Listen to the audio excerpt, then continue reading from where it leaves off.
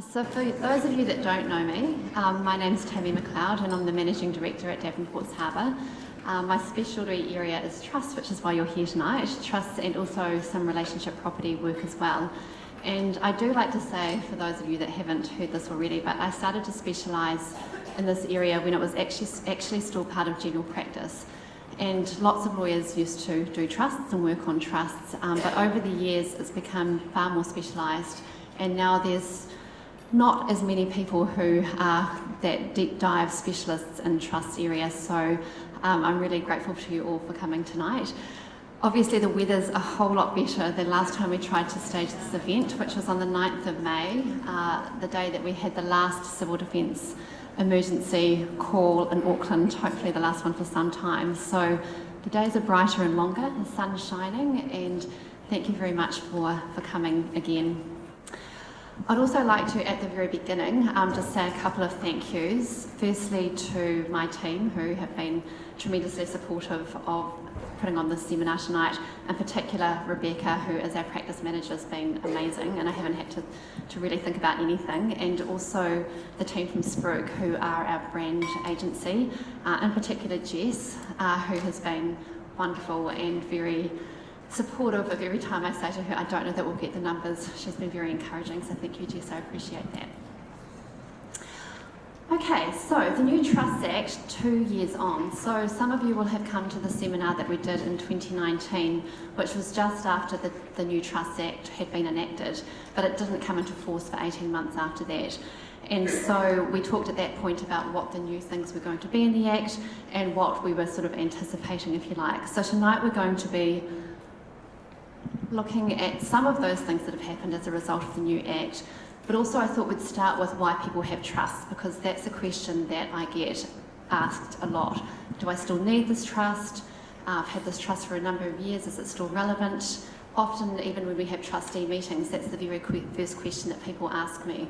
Do I actually need this trust? Do I need to be sitting here having this meeting with you? So I thought first of all we'd go through why people have trusts these days in 2023, and then secondly why people don't have trusts and why people are sometimes winding them up. So we'll start with that.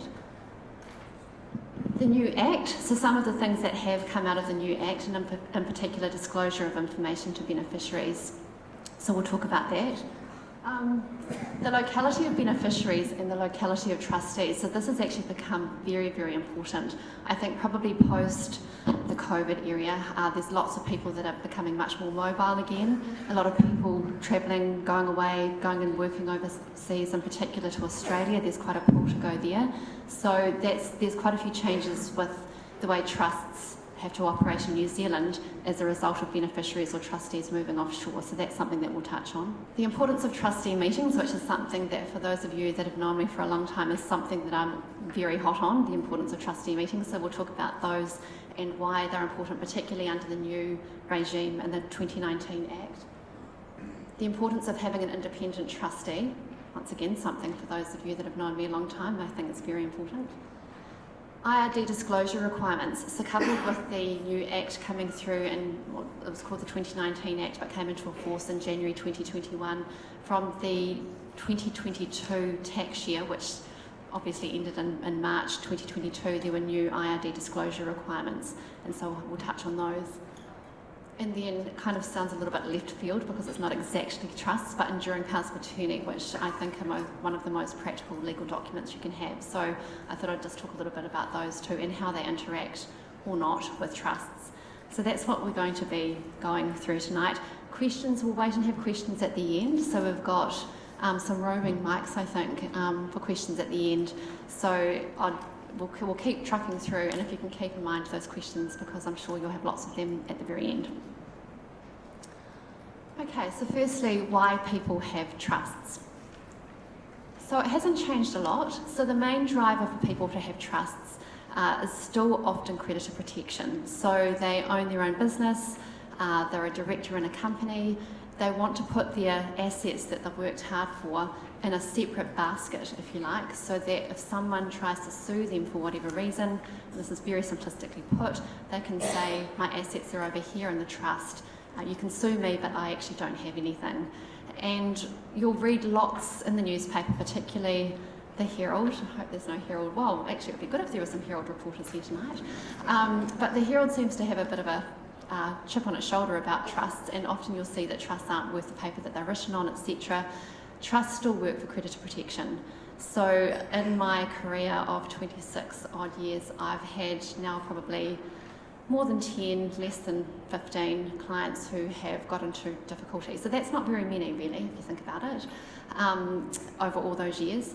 But every single time their trust has protected at least some of their assets. Every single time that they've had business issues or issues because they're a director of a company, the trust has protected, they're in a much better position for having the trust than not having the trust. So still a very valid reason for having your assets in a trust. Protection from and for family members. This is something which is becoming, or has become more prevalent probably over the last 10 years and is increasing into the future. So there's a whole lot of reasons why people want to make sure whatever they pass on to their children is protected within a trust framework. So the first of those obviously is relationship property. So in 2002, which is a long time ago now, the matrimonial property laws in New Zealand changed and broadened the scope of who could claim in the event of a relationship breakup. So property rights for married couples then became the same for de facto partners if you've been together for 3 years or more. And there was actually a recent decision where the judges actually said, and this is something that we've been saying for years, but the judges actually said that you should be contemplating whether that's a de facto relationship from the first date. So it could date back that far, which is kind of frightening. And I did have a conversation with someone today, I can't remember who that was, about the fact that people these days, might have been my hairdresser, but people these days use the word partner quite readily. So my 19-year-old niece would talk about her partner, whereas when I was 19, I would have talked about a boyfriend or a girlfriend. But it's just not the same. It's just not the same anymore. So people get into the language of having a partner right very, very early on in their relationships, and so you can jump straight into that regime quite quickly. And often people want to ensure that whoever that their children are in a relationship with doesn't receive assets that they have passed on to their children. And so trusts can be a very good way, coupled with other things, but can be a very good way of ring fencing and protecting those assets going forward for children. Blended families, so trusts, because they are so flexible, can be a very useful tool for dealing with the blended family situations, and that's something that we're encountering more and more and more, I think. Blended families coming together, often with differing asset pools, and trusts still are a really great way of giving that flexibility and also ensuring that there's some protection in the event that someone dies. The Family Protection Act, so that's the mechanism by which a child, a spouse, a stepchild in certain circumstances and a grandchild in certain circumstances can make a claim against an estate if they don't think that they have been provided for adequately. And so if your assets are in trust rather than in your personal name, then the Family Protection Act doesn't delve into trusts. So if you're wanting to reduce what one child's going to receive from your estate, or perhaps even cut someone out altogether, then setting up trusts, it can be a good way of doing that. There's also some recommendations that the Law Commission has made in respect of the Family Protection Act. And if you can remember, you probably don't, but the first recommendations for the change to trust law came out in 2002, and we didn't get a new act until 2019 and didn't come into force until 2021, so nearly 20 years before those changes were made. But I think it's worthy of noting what those changes are at this point, because it's quite a departure, and even though a friendly local newspaper, the Herald, says that it could be all doom and gloom at the end of trusts, I actually think if some of these recommendations come through, it could very well be the rebirth of trusts, because the recommendations are either, so it's an either or, either that children over the age of 25 won't be able to claim at all if a parent doesn't leave them anything in their will, so that's one option. The other option is only children who are in need can make a claim against his or her parents' estate. So if you think that through, so if I died, if my children were over the age of 25, my husband meets a new partner, he decides that he wants to leave everything to the new partner, my kids have no opportunity to make a claim simply because they're over the age of 25. So we'll watch how that develops, but if our assets are in trust, that those legal provisions won't apply, and so what we've set up with that trust would apply, and new partner, he wouldn't be able to leave all those assets to a new partner. So I think trust will become more important, not less, if that does happen. Protecting beneficiaries from themselves. So sadly these days more and more we see children having issues, whether it be addiction type issues, drugs or gambling, those sorts of things. Often they can just simply be influenced by someone who might not be acting in their best interests, and obviously we've seen the spate of scams, whether that be by email or telephone or text. So people can be quite vulnerable, and so having assets in trust for either older generations or younger generations can be also a really good benefit for a trust. Sometimes I have clients say to me, my kids would just spend it all really fast, and I want them to be able to benefit from it, but I also want it to be over a measured time frame. So trusts are great for that as well. Income splitting and tax efficiency. This one's a little bit of a hot potato, a political hot potato at the moment, and so I won't go too much into that. Obviously we've got the Labour Party saying, or the government actually, I think they're just about, I don't think they're just about beyond being the government, I think, shortly in the next few days, are they? Well, as in, I'm not being political. I'm just saying, doesn't the House stop soon? Has it already stopped? And then they're back into party mode and they're electing or campaigning rather than being part of the government. So anyways, if Labour get in again, they're saying that they'll put the top trust rate up to 39 cents, which is what the top tax bracket is at the moment. But there's still the opportunity to income split. So a trust can either pay tax, or the trustees can pay tax at 33 cents, or they can allocate income out to beneficiaries at the beneficiary's lower tax rate. So there's massive flexibility there, and there can be huge tax savings depending on the structure of the family, who the beneficiaries are, and how people want that to operate. So that's often another reason why trust can be a good thing. Should always be coupled with asset protection. So tax by itself shouldn't be the driver, but still trust can be very valuable for that. Okay, so I just thought I'd talk, actually there's one thing missing off the slide, I'll just go back. Another reason why people have trust is if they have long-term assets that they want to keep in the family for a long-term time. So there might be a piece of land, there might be a family batch, there might be shares in a closely held company which provide a really good income. That's often a reason why people do want to keep assets within a trust so future generations can benefit as well. So just moving on to the reasons why people might not have trusts anymore. There's other methods of asset protection. So if you think of the relationship property example, the best protection mechanism for relationship property is actually a contracting out agreement, which a lot of you would think of as a prenup type agreement. So I love you, but you don't want me to have my things, and so sign this agreement, go to your lawyer, get that sorted out, and then we'll be happily in a relationship going forward. That's your best. So that's your 100% protection, unless circumstances change, but that's your 100% protection. So even if you have a trust, often we'll be recommending having a contracting out agreement as well. And so for some people, if they come in to see us at Davenports and they think, I need a trust, I've just been out on a date with this guy, I really think he might be the one, but I need to get my assets into a trust so he can't touch them. You're too late. And so that case I was talking about, that's actually what happened. The person went out on with a few weeks of dating, maybe months, I can't quite remember, but they were dating. She put her assets into a trust thinking, well, before we become a de facto relationship, I want to make sure that my assets are protected in a trust, and the court said too late. When you got into that relationship, you anticipated that it might have become a de facto relationship, and so you should have done a contracting out agreement. So contracting out agreements are really, really important, and we could probably fill the stadium again with another session just on contracting out agreements and the Property Relationships Act.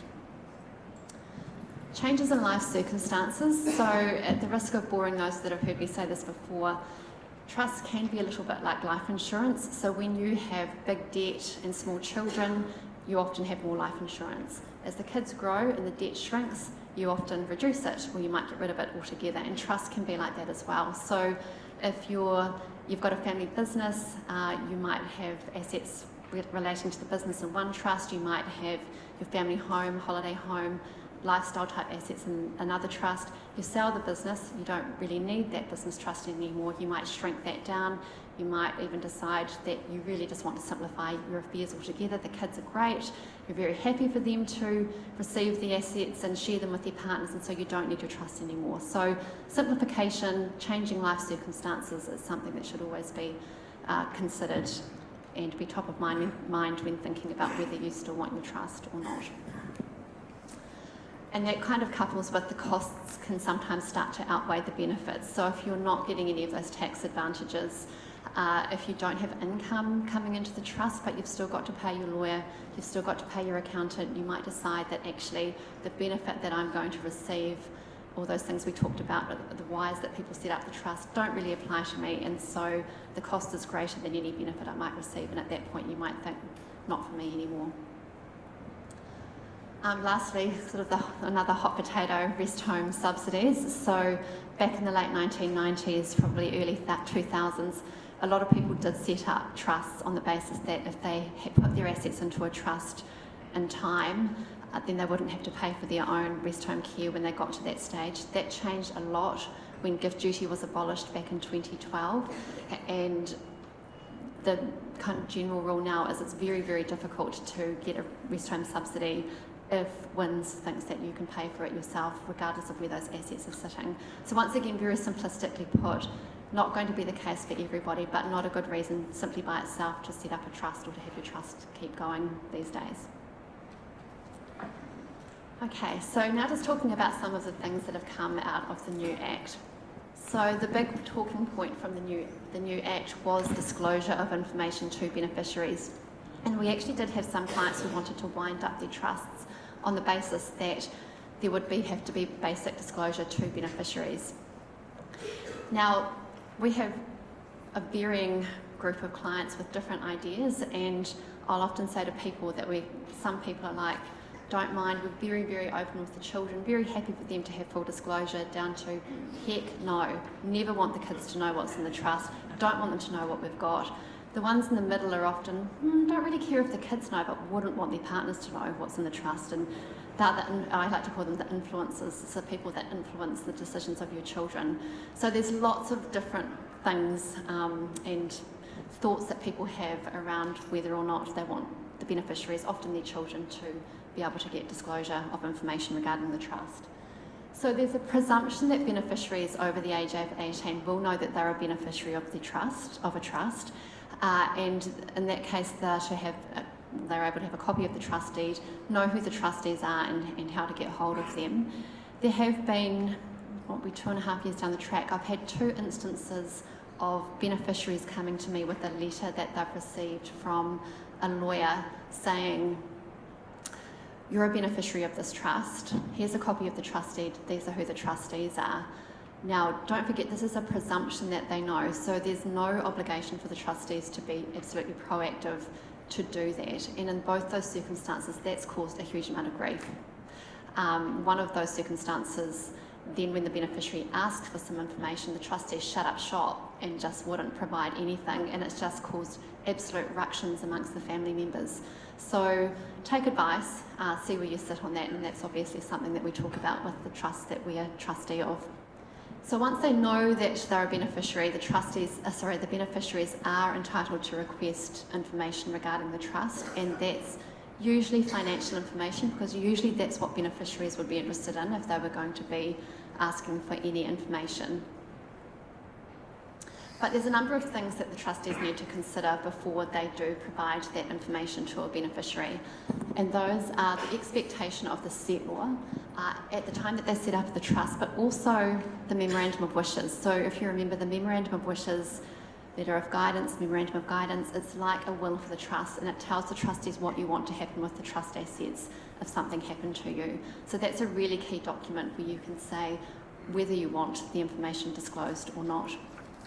The trustees also need to look at the trust deed. Is there anything in the trust deed that says whether or not the trustee should be providing this information to the beneficiaries? That's the second thing to have a look at. This is an interesting one, and I think this one will be trotted out more and more in the future, but the impact on the beneficiaries and family dynamics.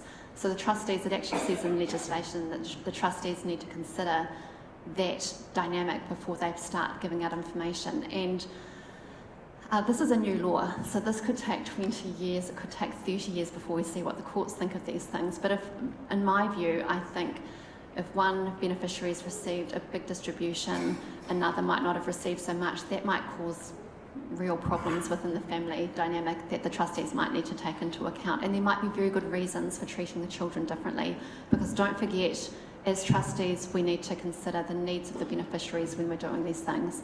So there could be very valid reasons for treating beneficiaries differently, but the knowledge of that could really upset things, so that's also something to take into account. The ages and circumstances of the beneficiaries. So once again, you might have a beneficiary who's got a rogue partner, someone who's pushing to get information. You know that if the beneficiary got the money, it would be going west. There could be all sorts of reasons why the position of the beneficiaries it doesn't make it right to provide them with that information. And the practicality of providing information, I think the big one for this is sometimes often trusts have a catch-all charities provision, so charities can benefit from the trust, and it's not practical to be giving to be giving charities the information relating to the trust. Completely impractical, in fact. But there are things that can be done. So just thinking about those reasons that Parliament has said trustees need to consider these things before they give the information to the beneficiaries. The first of those was the trust deed. So what does the trust deed say? So if there's the power to vary the trust deed, we can vary those trust deeds to say, actually the settlors didn't anticipate that there would be information provided to the beneficiaries, and so very happy for them to have basic information, and that's defined within the Act, but not the extra bit. Now, once again, just a disclaimer, we lawyers, we don't know how that might be interpreted in the future, but my argument would be, why would Parliament say to think about these things, trustees, if they didn't anticipate that the trustee might say, don't give them that stuff? The second thing is the Memorandum of Guidance, which I talked about a moment ago. So saying something in your Memorandum of Guidance like, we want the children or the beneficiaries to benefit from the assets of the trust, but we don't want them to rely on the trust and not go out to work and get a proper job, etc. And so that can be a very important and powerful, I think, reference to the trustees that they shouldn't be providing that information. And one thing that we're trying to do more of, have been trying to do this for a few years, is get that sense of gratitude from the beneficiaries rather than the sense of entitlement. And so how your Memorandum of Wishes is worded, hopefully that you can craft that document to be able to have your kids think, wow, this is really amazing that I'm potentially getting this. I'll just keep quiet and be grateful rather than hand out expecting. Your trustee meetings and minutes, that's always a really good time to review what the settlors' needs and wants in relation to the trust were, what the beneficiaries are doing, if they're asking for information, and once again just recording that the trustee's understanding is that the information was not to be provided if there is a request. So that can be quite powerful as well. And you can, as trustees, make an application to the court to say, actually, we just don't want to give this information. That's probably not something that the trustees would do. It's probably more likely that the beneficiary would make an application to the court saying, these guys aren't giving us the information. But that is something that the trustees can do. They can get the court to agree that it's not right in these sets of circumstances to provide the information to the beneficiaries. So there are things that you can do. And the key thing is to look at your trust deed, meet as trustees, and decide where you sit. If the settlor's still living, if you're the settlor, decide where you sit, because that's probably more important than anything. Because as trustees, if we don't have directions from the settlors and there's nothing in the trust deed, then we're likely to give the information. Okay, so this next topic is it has become quite a prevalent one, as I talked about in the introduction. So the locality of beneficiaries. So there's a couple of dilemmas that we've got now. We've got, I call it the Australian dilemma, which has come to the forefront more recently, and particularly with what's happened this year with New Zealanders going and living in Australia much more easily able to get citizenship. So that's an issue, which I'll talk about, and also the American dilemma. So beneficiaries who live in the States have very far-reaching tax tentacles, and anything that moves, they'll try and tax it if they possibly can. So if you've got beneficiaries in Australia, and I'll talk about that one first because it's easier to get your head around. They're our closest neighbour, but they tax trusts completely different to us. So if you've got a beneficiary in Australia and you make a distribution from your New Zealand trust to that beneficiary in Australia, that will be taxed in their name in Australia as a capital distribution, so they'll be taxed on it as capital paid to them. So you have to get tax advice. It just goes without saying. And as lawyers, we can raise the red flags and tell you the answers, but we're not tax advisors, so we would always recommend you get specialist tax advice. But that's kind of scary because a huge amount of our clients who we have our trustee meetings with, yes, one of their children is about to move to Australia. Yes, one might be contemplating going. Yes, they've already got 2 living over there and they're going on holiday next week to see them. So it's becoming quite a thing. And in the past, they had, or even now, there's a 4-year transitional period before some of these rules come into play, unless you're an Australian citizen as well. And of course, now that the door's opened for New Zealanders, and I think also maybe some other people from other countries, can become Australian citizens quite easily, then those tax exemption years, the benefit of those no longer applies. So very, very important. Same with the states. So the states, you really need high quality specialist advice on if you've got beneficiaries living in the states. If you don't want them to be taxed, if you don't mind, it's fine. So if you're happy for your children to get the distribution or a beneficiary to get the distribution and they have to cover the tax, that's fine as well. There's no right or wrong with that. Other jurisdictions, there's some different things with the UK. I'm not quite as on top of that, to be honest with you, but I can point you in the right direction. But every time you're making a distribution to beneficiaries, if they're not inside New Zealand, I think you need to be asking these questions. There are some things we can do, and that's why it's good to front foot it. So some of those things that you can do is you can transfer assets outside of the trust. So depending on your reasons for having the trust, there might be assets that you think, well, actually they're not quite so, we're not so concerned about the asset protection part for those, or we want to simplify things by just having the family home in the trust, having the investments outside so it makes their tax return easier. They might be things that you're thinking. You could then change your will to ensure that the child that was living overseas receives from the assets that are in your name first, and then have the other children who are still in New Zealand receiving through the trust. So that's one thing that we can do. So that restructure of your memorandum of wishes and your will, if all your kids are living overseas, we can do things there as well, which I won't tell you all my secrets, but we can do a restructure of your will and wishes to ensure that assets that you want your children to receive do flow through your estate, and then there's not that same tax liability, particularly in Australia, for the children receiving if you've died. I think one of the keys is that constant consideration of beneficiaries and where they are, and these things move very quickly, and you will have seen that yourselves with your families. In fact, tonight when I came home from work, I was talking to a friend, and her partner's daughter has just decided to go and live in Australia, and I said to her, is this a permanent move? And she said, yes, I think so. And I said, well, he needs to think about his trust. She's an only child, how that might impact on that. So really important to constantly consider the needs of the beneficiaries and don't get left behind when it's too late, because if it's too late, it's too late, so you can't unwind the clock. And don't also forget that revenues around the world are hungry at the moment. They're hungry for revenue, and so they'll be looking at it, and we've got all this information exchanging. So lots of these things which may have been, may have slid through in the past, might not anymore, so definitely best to get that tax advice up front and front foot it. It's tax advice, tax advice, tax advice. Locality of trustees, this is another interesting one. It's always been an issue with Australia. So I've always found this kind of ironic in that Australia's our closest neighbour, is the country most like us in the world. It's the place where if anyone from New Zealand is going to go and live overseas, Australia is a pretty high candidate, that's likely. But Australia doesn't love trust the way we love trusts in New Zealand. So you could have a New Zealand trust, all New Zealand assets, but one of your trustees has moved to Australia.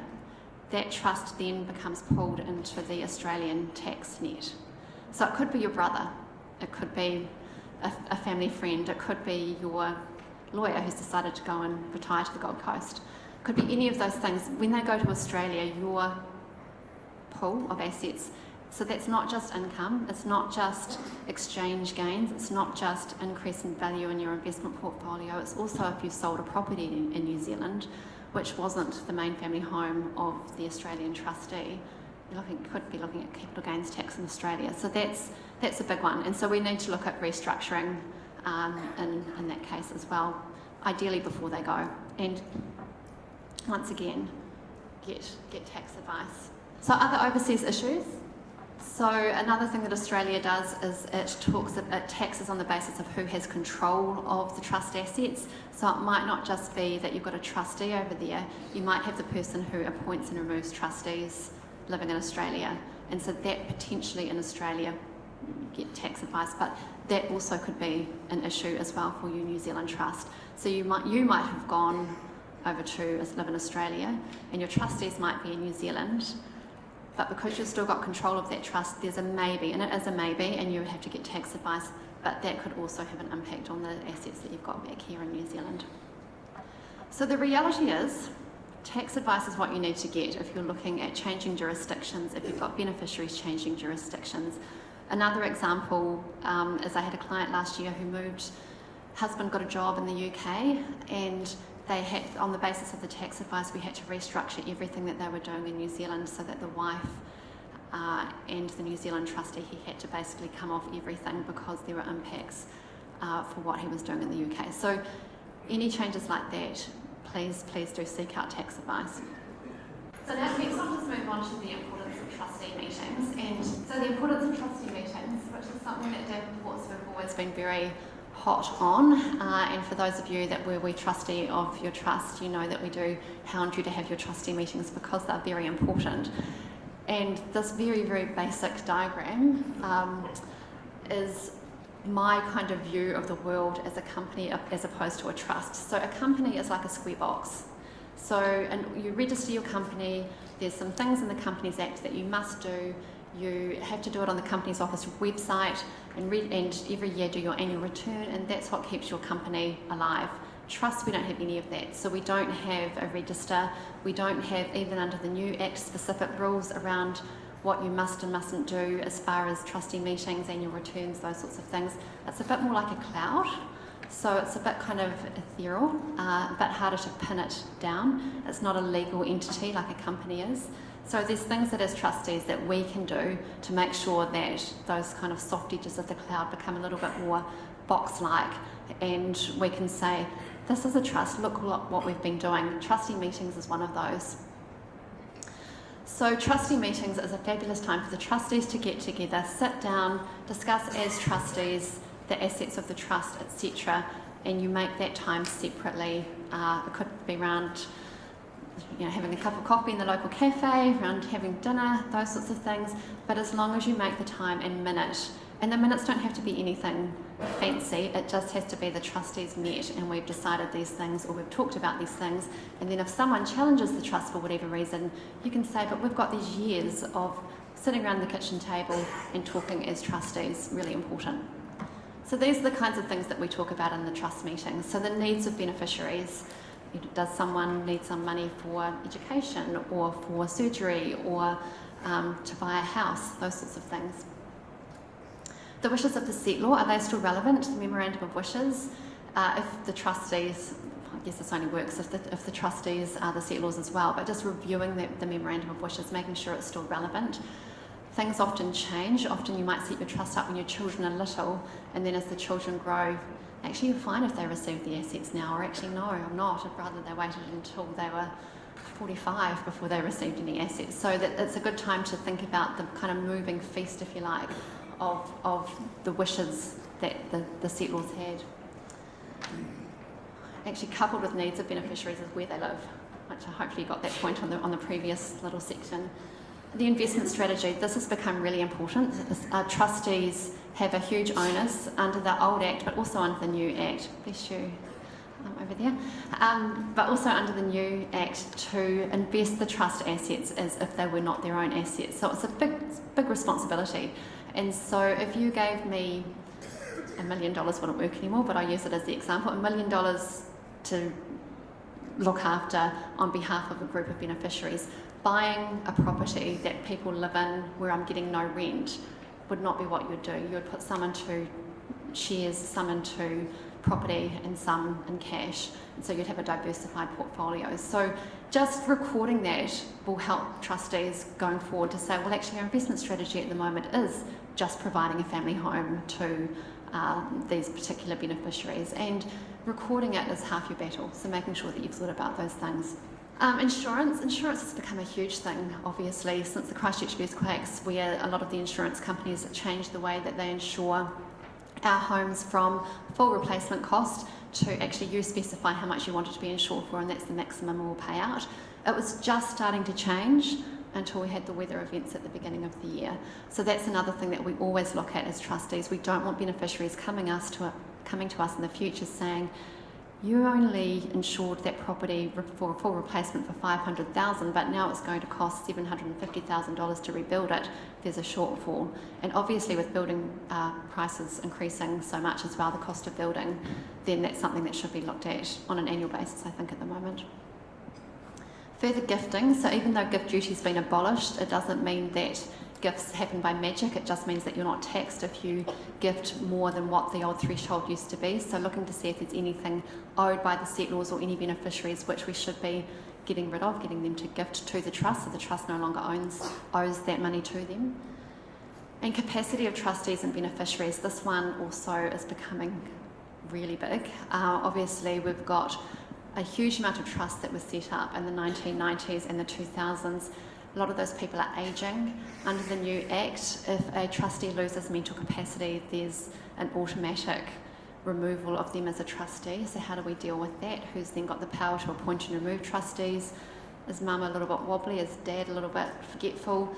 At what point do we actually say they've lost capacity? So they're big topics, and I think it's something that should be part of every trustee meeting, just to ensure that people are considering these things, because, yeah, as I say, they're big topics and need to be approached carefully. So trustee meetings, lots of reasons for them, super important. And that's where independent trustees can come in. So I've always had the view that having an independent trustee, rather than just having the settlors as the only trustees, definitely adds to the robustness of the trust. So if someone sued me and it was just my husband and I as the trustees of the trust, the first thing they would say is, well, it's just the two of you. How's that any different to owning the assets in your own names? But we're having an independent trustee. We've got someone who we have to consult, someone who we can show we've been having trustee meetings with, someone who, if we wanted to sell the house, refinance, buy a rental property, help the kids out with something, then we need to consult with that person. We just can't do that by ourselves. So that is where having an independent trustee really, really helps. There has been a little bit of a difference, I think, in the last 10 years in particular. People often used to have family members or a close family friend as a trustee. The liability has increased quite a lot, and so professional trustees, I think, are good ones because they do help you with keeping on top of things like the tax issues that we've just been talking about, making sure that you document your trustee meetings and that you have your trustee meetings as well. And there's also that liability piece. But there is and also we ensure and we understand the increased liability. So little things like if you are borrowing some money from the bank in the trust, and so the bank will usually put in what we call a limitation of liability clause, which means that the independent trustee doesn't have to call on his or her own assets. It's just the assets of the trust which are up for grabs at that point. But it's not there every time. So if you do have someone who's not a professional trustee, they might miss that, or it might not be correctly provided for. So that's one good reason for having a professional independent trustee. Under the new Act, there's also a carve out for gross negligence. So previously, a trustee was still personally liable if they were either fraudulent or dishonest. Under the new Act, gross negligence is also part of that. And once again, it's a new Act, and so we haven't been told yet by the courts as to what gross negligence means. And if you're simply just going along rubber stamping things and just signing things where you're told to sign, that potentially in the future could be considered gross negligence. So having a professional is really helpful in that regard. So if you're a trustee of a friend or a family member's trust, it's also something that you should be thinking about as well. So where your liability lies and whether you're doing all these things to ensure that you're going to be protected in the future too. There's a recent case called the Edelman case, and in this case the professional trustees, it was actually an accountant and a lawyer, and this is quite big, I guess, in the legal and accounting world, where the professional trustees were actually held personally liable by the court and made to use their own money to pay the trust costs in relation to taking this case to court and the litigation that went on and on and on. So it's a bit of a wake-up call for trustees to make sure that you're going through the right processes, that you're not doing things that are exacerbating situations. In this particular case, I won't go into the details of it, but you had two beneficiaries. The trustees were clearly siding with one of the beneficiaries and kept appealing when the other beneficiary, who they weren't siding with, made this court application. They kept the court process going and going and going, whereas what the court said, prudent trustees would have stopped right there, maybe retired, done something different which wouldn't allow this to keep going on and on and on. And so then they had to pay with their own money. So they would have had insurance, don't feel too sorry for them. But that's a big wake-up call. And as if you're not a professional trustee, an even bigger wake-up call, do you really want to be part of someone else's journey and litigation and costs and so forth? I'd say probably not. Okay, just briefly touching on the IRD disclosure requirements. So from the 2022 tax year, there's extra disclosure required by the IRD when trusts are furnishing their tax returns. So if a trust earns more than $200 in income in a financial year, now there's a lot more information that they have to provide to the IRD. So we've already been through a cycle of this. So for those of you who have got income producing trusts, you will have seen that your tax return, which is, it used to be 6 pages, is now 15 pages, and your accountant would have been asking you for a whole lot of information that you would have been thinking, but they know this already, and they've been my accountant for years. It's not their fault, it's the IRD. So there's things that the IRD is asking for in relation to settlements made on trusts. So who's put money into the trust? It's not just who the settlor is who's named on the front of your trust deed, it's who are the people who have actually settled the trust. And it could even be that you've got a beneficiary. It could be a child who's owed some money by the trust because of income allocations that you've been making in the past, and the IRD now deems them to be a settlor for these purposes. And I know there's some accountants in the room, so you can correct me if I'm wrong, but that's where we're going on this. Information regarding capital distributions made to beneficiaries. So obviously, previously, the trustees had to put in the tax return which beneficiaries had received income from the trust and put their information in, but now they're wanting to know who's had capital distributions from the trust. So that's the trustees have paid the tax on the money and then made capital distributions to the trust. Sorry, to the beneficiary, and so that information needs to be recorded in the IRD tax return as well. And so the big why are they doing all this, making us pay our accountant more to prepare the tax return because there's more work involved? It's the understanding, we've probably gone a little bit past this now, this is probably more relevant maybe 3 months ago, but the understanding the nexus between the income received by the trust and the capital it distributes to the beneficiaries. So for an example, if you've got a beneficiary who's earning over $180,000, top tax rate's 39 cents, but they're getting these capital distributions through the trust where the trust has only paid tax at 33 cents, there's 6 cents missing there somewhere that someone wants. And I think since the last time we were going to do this presentation, that's when the government said that they would look at putting up the top trust tax or the trust tax rate to 39 cents, which would marry that up. And that's probably partly as a result of the information that they've been receiving from these tax returns. So there's a bit more work to do with trusts. Okay, so that's the trust bit. And then just lastly, I'll just do 5 minutes on enduring powers of attorney. One thing to remember before I go into this though is enduring powers of attorney and trusts are completely different and kind of like chalk and cheese. So if you've got power of attorney for mum, she's starting to lose capacity, she's a trustee of her trust, that doesn't mean that you can stand in her shoes as trustee. So you can't delegate your powers as a trustee under an enduring power of attorney. You've got to do something else for that. But enduring powers of attorney are, in my view, the most practical legal document that you can have. And I'm sorry if you've heard me say that a number of times before, because it's true. So if you die without a will, there's a process that we have to follow. So under the Administration Act, that says who receives your assets and how. If you lose capacity and you don't have enduring powers of attorney in place, it's straight to court. You've got to get a court order for someone to be appointed to act on your behalf, and it might not be the person who you want it to be. It's also a costly process. So you, even though you're incapacitated, you have to have a lawyer appointed for you.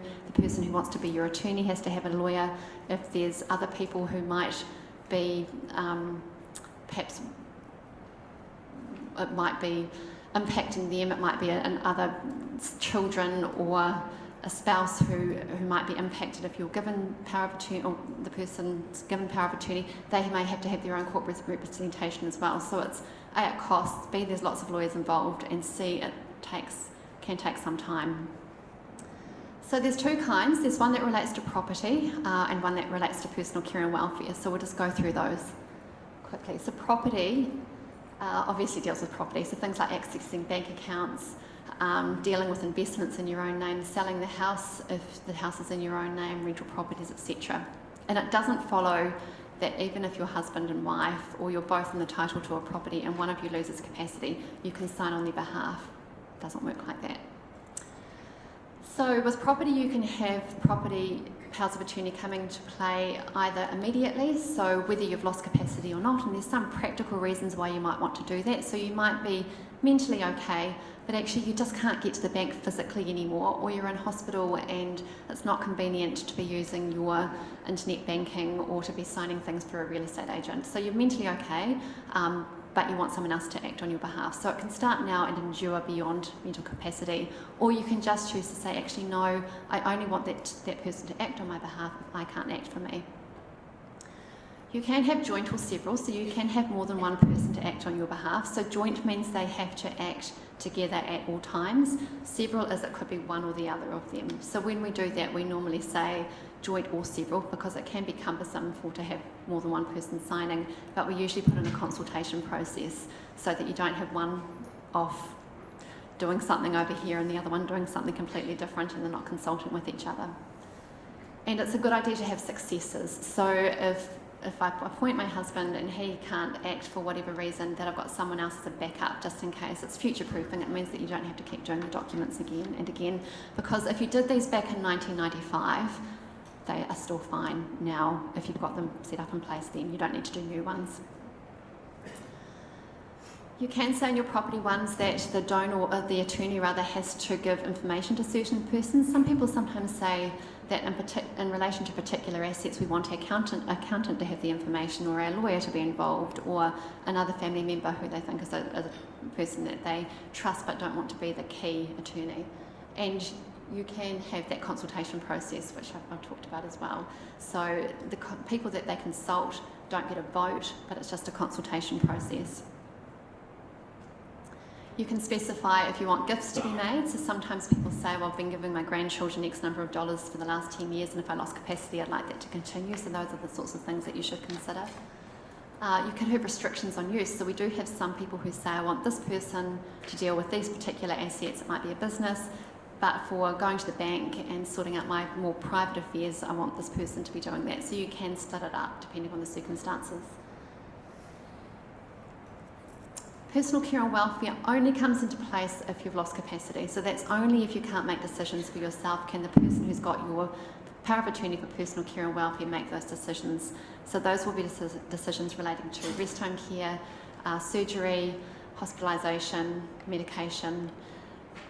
Those are the sorts of things. So if you have got capacity, if the doctor says you've got capacity, you make those decisions. It's only if you don't that the other person does. You can only have one person at a time. And I don't know this for a fact, but I do say to clients that that's because doctors don't want to deal with committees. They just want to have one person there. But you can have successors. So you can say if it's X, if he can't act, then it'll be Y. So you can tail them down.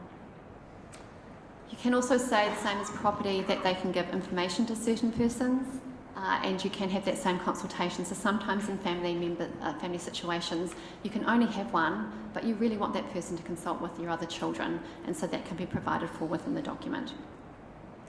And they don't have to be the same person either. Your property power of attorney does not have to be the same as your personal care and welfare.